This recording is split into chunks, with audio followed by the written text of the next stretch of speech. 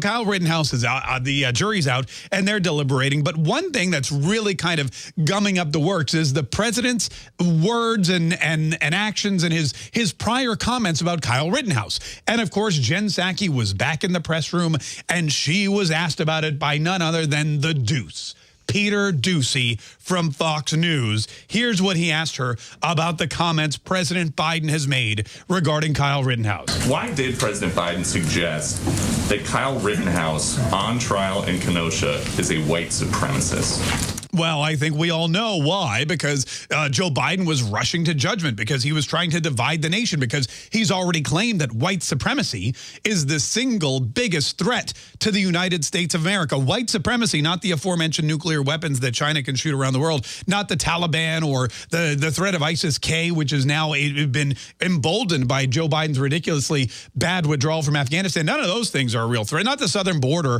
and whatever drug traffickers and human traffickers and criminals and gang members and murderous thugs and terrorists are coming through there. The biggest threat is white supremacy. That's why, and you know, with Kyle Rittenhouse is white, has an AR-15, was in Kenosha, wasn't burning down buildings or chanting defund the police. So clearly he must be guilty of being a white supremacist. And here's what Jen Psaki said when she was asked that question.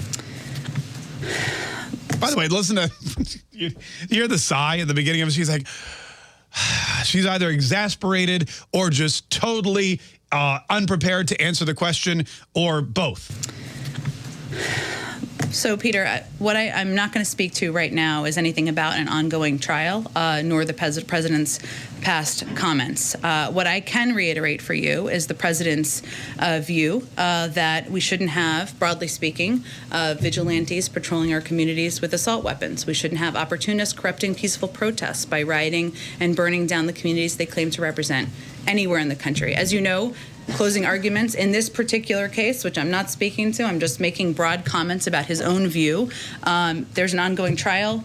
We're awaiting a verdict. Beyond that, I'm not going to speak to any individuals or this case. But the president has spoken to it. Oh, and that's the big problem, isn't it? You may not want to speak about it, but the president, your boss, who you speak for, has already spoken about it. In fact, and this is a great representation of why Jen Psaki probably right now is regretting many of her life choices. Number one being accepting the role of press secretary for Joe Biden. And you can't blame anyone but Jen Psaki. She made her bed, and now she's got to lay in it. She knew Joe Biden was a bad man when she took the job. She knew he was a horrible presidential choice. She knew he was a racist. I mean, everybody did. Everybody does to this point. And he continues to reassert himself, sticking that big white racist foot in his mouth and then drooling all over it. And it's a disgusting mess. I don't want to get into the gory details, but Jen Psaki, she chose this life. So now she's got to deal with it.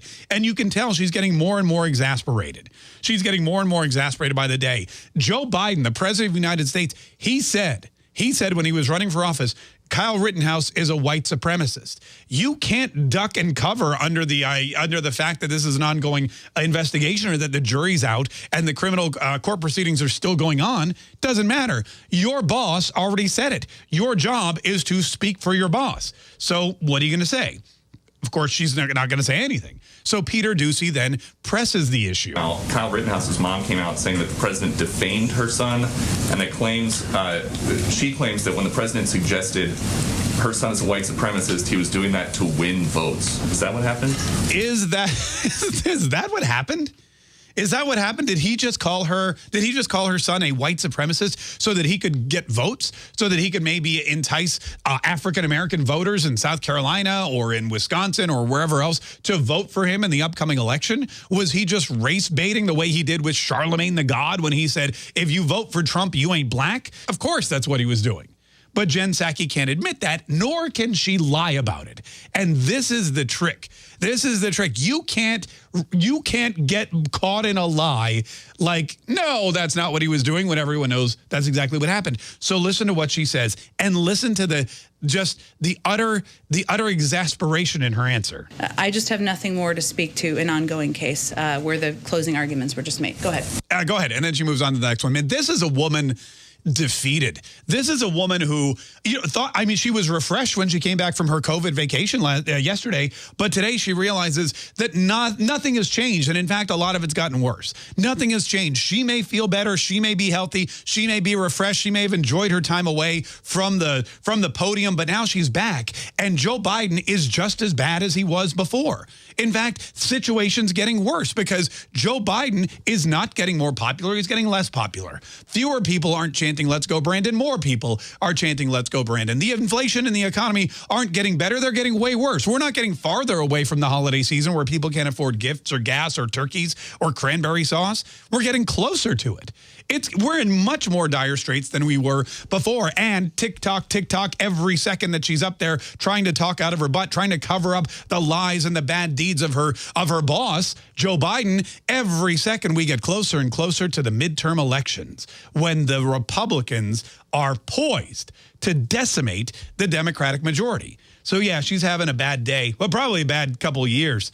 And like I said, you may be seeing her resume up on monster.com. I would think probably before the end of Joe Biden's term.